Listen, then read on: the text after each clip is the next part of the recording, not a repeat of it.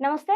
Welcome to our channel. నేను మీ పద్మావతి. ఈరోజు మనతో పాటు ప్రముఖ ఆధ్యాత్మికవేత్త మరియు వాస్తు జ్యోతిష్య పండితులు శేషగిరిరావు గారు ఉన్నారు. మరి ఆయనతో మాట్లాడి రాబోతున్న ఏకాదశి యొక్క ప్రత్యేకత ఏంటి? మరి ఆ రోజు ఏం చేయాలి? వీటన్నిటి గురించి తెలుసుకునే ప్రయత్నం చేద్దాం. మీరు కూడా నమస్కారం గురువుగారు. నమస్తే అమ్మ.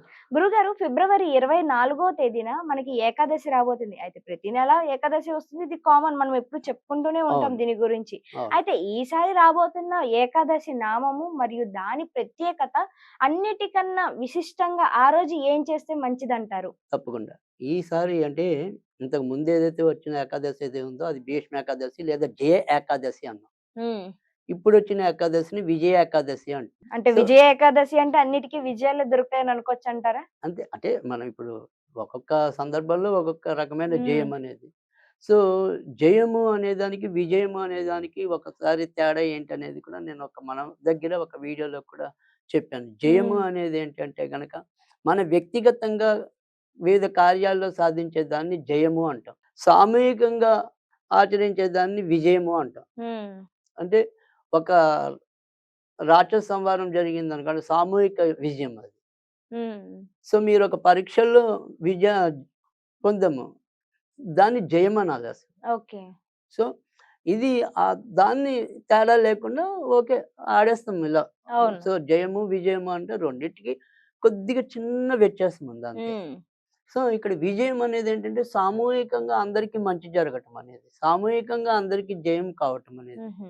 సో, అది విజయ ఏకాదశి అనుకోండి. హ్మ్. తర్వాత రెండోది గనక చూస్తే గనక మనకి ఎవరైతే మరి ఈ వైకుంఠానికి ద్వారపాలకులు జయ విజయులు. హ్మ్. హ్మ్. సో, అంతకుముందు జయుడయ్యాడు. ఇప్పుడు విజయుడవుతున్నాడు. హుహు. సో, అదొకటి. కాపోతే ఇక్కడ మనం ఈరోజు చెప్పుకునే రెమెడీ ఏంటంటే, ఇప్పటికే మన యొక్క హరిద్వార్ కుంభమేళా అనేది ఏదైతే ఉందో, అవును. అది ఇంచుమించు చివరికి వచ్చేసింది. సో, ఇంచుమించుగా మనకి భోగి పండుగ నాడు బిగినయి, ఇప్పుడు ఇదే నెలలో ఫిబ్రవరి 26తో అంటే 45 రోజులు ఈ మహాకుంభమేళా అనేది విజయవంతంగా చేసుకుంటూ వస్తున్నాం. సో, ఇక్కడ మహాశివరాత్రితో ఇది పూర్తవ్వటం అనేది ఉంటుంది. అయితే ఇప్పటికి కూడా మనం గతంలో కూడా ఒక చిన్న వీడియో ఒకటి చేసాము. ఇప్పుడు ఇంక చివరి అవకాశం. అంటే మనం అంత దూరం వెళ్ళలేం. హ్మ్. ఆహ్, ఈ పెద్దవాళ్ళకి అక్కడ అంటే మనం ఆచరించేది అంటే ఇవాళ ఏకాదశి నాడు ఇవాళ నేను చెప్పబోయేదేంటంటే, అంత దూరం వెళ్లి ఎవరైతే ఈ పితృకర్మల్ని నిర్వహించలేకపోతున్నారో, హ్మ్. ఎవరైతే కానీ చెయ్యాలని ఆశ ఉంటుంది. అయ్యో! నేను కూడా మా పెద్దవాళ్ళ కోసం స్మరించి ఇలా ఏదైనా కొద్దిగా ఏదైనా చేసుంటే బావుండేది. అందులో ఇది 144 ఏళ్ల తర్వాత వచ్చేదంటున్నారే. నేను అంత దూరం వెళ్ళలేకపోయానే. ఇలా ఈ రకమైన మానసిక చింత అనేది ప్రతి ఒక్కళ్ళకి ఉంటుంది. అవును. సో, వెళ్ళినవాడు అదృష్టవంతుడు. వెళ్ళినా పెట్టలేని వాళ్ళు కొంతమందుంటారు. ఎందుకంటే అక్కడున్న తాకిడి అనుకోండి, లేదా అక్కడ చేస్తున్న తంతు వీళ్ళకి సంతృప్తి కలిగించకపో దానివల్ల విరమించుకునే వాళ్ళు కొంతమందుంటారు. సో, ఏదైనా కారణాలు ఏవైనా అవ్వచ్చు. కానీ పెట్టలేకపోవటం అనేది కూడా ఉంటుంది. కానీ ఏదైతే ఇప్పుడు ఉన్న ఈ వ్యతిపాత శ్రాద్ధం అని అంటే ఇప్పుడు మనకి కేవలం ఈ విజయ ఏకాదశి నాడు వ్యతిపాత శ్రాద్ధం అని కూడా వస్తోంది. హ్మ్. సో, కనుక ఈ వ్యతిపాత శ్రాద్ధం అనేది పితృకర్మలు ఆచరించడానికి చాలా అనువైన రోజు. హుహుహు. కనుక ఖచ్చితంగా ఈ రోజు కూడా ఏకాదశి కలిసి రావటం, తర్వాత వ్యతిపాత శ్రాద్ధం కలిసి రావటం, దీనివల్ల కూడా ఈ రోజు కూడా ఖచ్చితంగా మహాకుంభ మేళాలో ఇసుకేస్తే రాలనంత జనం ఇప్పటికే ఉన్నారు. అవును. ఇప్పుడు కూడా అలానే ఉంటుంది. ఈ రోజు కూడా అలానే ఉంటుంది. హ్మ్. సో, ఎందుకంటే ఇది కూడా చాలా విశిష్టమైన రోజు. సో, ఖచ్చితంగా ఇది మనం ఈ రోజు నిర్వహించడం. ఎందుకంటే చక్కగా ఏకాదశి కలిసొచ్చింది. తర్వాత మరి దానికి వ్యతిపాత శ్రాద్ధం కలిసొచ్చింది. ఇంతకంటే మన పెద్దవాళ్ళ కోసం నిర్వహించడానికి మరో మంచి రోజు రాదు. హ్మ్. సో, అంత దూరం వెళ్ళలేకపోయే వారికి ఇంట్లోనే తేలిగ్గా ఒక సులభ తరుణోపాయం అనేది చెప్తాను. హ్మ్. సో, ఆ రకంగా ఆచరిస్తే ఖచ్చితంగా ఎంతో కొంత మన పెద్దవారికి సద్గతి లభించటం. హ్మ్. మనకు కూడా ఎంతో కొంత ఒక పుణ్య కార్యక్రమాన్ని ఒక మంచి రోజు నిర్వహించాము అనే సంతృప్తి రావటం.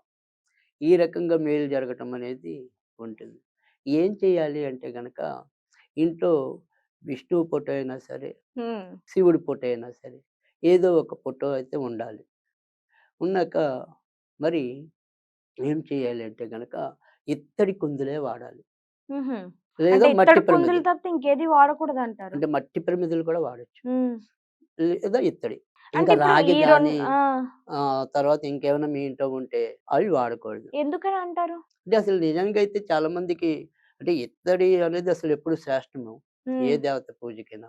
వెండి మరింత శ్రేష్టం. హ్మ్. సో, తర్వాత రెండోదేంటంటే కానీ చాలామంది ఇవాళ తెలుసో తెలియక స్టీల్ దీపాలను పెడుతూ ఉంటారు. అవును. స్టీలు, లోహాలు ఇవన్నీ కలిపి కానీ మిక్స్ అయినవి. స్టీల్‌దనేది చాలా అంటే పంచలోహాలు మళ్ళీ పర్వాలేదు కొంతవరకు. హ్మ్. కేవలం స్టీల్‌తో తయారైనవైతే అసలు పెట్టకూడదు. హ్మ్. సో, అలాంటి వాటి వల్ల మనకి హిందూ ధర్మం ఏం చెప్తుందంటే దానివల్ల రోగాలొస్తాయని చెప్పి, పనులేమైనా సరే మొదలెడితే అవి మధ్య మధ్యలో అయిపోతాయని చెప్పి, కనుక సాధ్యమైనంత వరకు కూడా స్టీల్ ప్రమిదలు వాడొద్దనే చెప్తుంది శాస్త్రం హుహుహు. అయితే గనక. కానీ ఇవాళ చాలా మంది ఇళ్లల్లో అవి స్టీల్ దీపాలు కనపడుతూ ఉంటాయి గానీ, హ్మ్. నిజానికైతే స్టీల్ మంచిది కాదు. కనుక ఎవరైనా సరే ఇలా వాడుతున్న వాళ్ళు మన ప్రేక్షకుల్లో ఎవరైనా ఉంటే, ఆ స్టీల్ దీపాల స్థానాన్ని ఇత్తడి దీపాలు మనకు ఆ స్తోమత కూడా లేకపోతే చక్కగా మట్టి దీపాలు చాలు. హ్మ్. మట్టి దీపాలతోను మట్టి ప్రమిదలంటాం. అవును. మట్టి ప్రమిదలు. సో, ఆ మట్టి ప్రమిదలతో దీపం పెట్టినా పర్వాలేదు. హ్మ్. అంతేగాని స్టీల్ మటుకు వాడొద్దు. హ్మ్. సో, ఆ రకంగా మీకు తప్పకుండా అప్పుడు మంచి జరుగుతుంది. అయితే ఇప్పుడు ఇత్తడి దీపాల్లో ఏం చేయాలి అంటే గనక, మనం నువ్వుల నూనె వాడాలి. హ్మ్. ఎందుకంటే పెద్ద వాళ్ళ కార్యక్రమాలకు ఎప్పుడు కూడా నువ్వుల నూనె అనేది మరింత శ్రేష్టమవుతుంది. ఈ నువ్వుల నూనెతో పాటు అక్కడే కొద్దిగా మనం ఏదైతే నూనెలోనే చిటికెడు నల్ల నువ్వులు కూడా కలిపి మనం 5 ఒత్తులు వెలిగించాలి. ఈ 5 ఒత్తులతో దీపారాధన చెయ్యాలి. అలాగే ఒకవేళ నువ్వుల నూనె కాకుండా ఇంకా శ్రేష్టమైనది ఏంటి అంటే గనక ఒకవేళ దొరికిన వాళ్ళకి సాంబ్రాణి తైలం అని అమ్ముతారు. హ్మ్. ఈ పూజా సామాగ్రి అమ్మే చోట గాని, ఆయుర్వేద దుకాణాల్లో గాని దొరకచ్చు. సాంబ్రాణి తైలం. హుహు. ఆ సాంబ్రాణి తైలంతో వెలిగించినా కూడా మనం జన్మ జన్మాంతరాలుగా చేస్తున్న పాపాలను నశించడంతో పాటు, ఇదే రోజు మనం పితృ కార్యక్రమాలను గనక నిర్వహించినట్టయితే వాళ్ళకి కూడా మంచి జరగటం అనేది ఉంటుంది. తర్వాత ఇక ఇప్పుడు ఇదే రోజు మనం ఏం చేయాలంటే గనక, కొద్దిగా అన్నం మెతుకుల మీద నువ్వుల నూనె వేసి, కాకులు ఉన్న వాళ్ళైతే కాకులకి పెట్టండి. హ్మ్. లేదు అంటే గనక ఏదైనా పక్షులకి అందుబాటులో ఉన్న వాళ్ళు పక్షులకు పెట్టండి. అవి అందుబాటులో లేకపోతే కుక్కలనేది ఉండొచ్చు. సో, కుక్కలకి పెట్టినా కూడా చాలా మంచిది. కనీసం ఎవరికో ఒకళ్ళకైతే ఈరోజు కడుపు నింపండి. హ్మ్. సో, ఆ రకంగా చేసినట్టయితే తప్పకుండా మనకి మన తల్లిదండ్రులు గతించిన వాళ్ళు నేను హ్మ్. చెప్పేది. ఆ గతించిన పెద్దలకి తప్పకుండా మంచి జరగటం అనేదైతే గ్యారంటీగా ఉంటుంది. సో, ఈ రకంగా ఈ వ్యతిపాత శ్రద్ధ అంటే ఏకాదశిని మనం అనేక రకాలుగా మంచి కార్యక్రమాల కోసం మనం గతంలో చెప్పుకున్నాం. కానీ ఈరోజు వ్యతిపాత శ్రాద్ధం అనేదొచ్చింది కాబట్టి, ఇక అతి కొద్ది రోజుల్లో మనకి మహాకుంభమేళా కూడా ముగియనుంది. హ్మ్. సో, అవును. దానికి ముందొచ్చే అతి పవిత్రమైన రోజిది.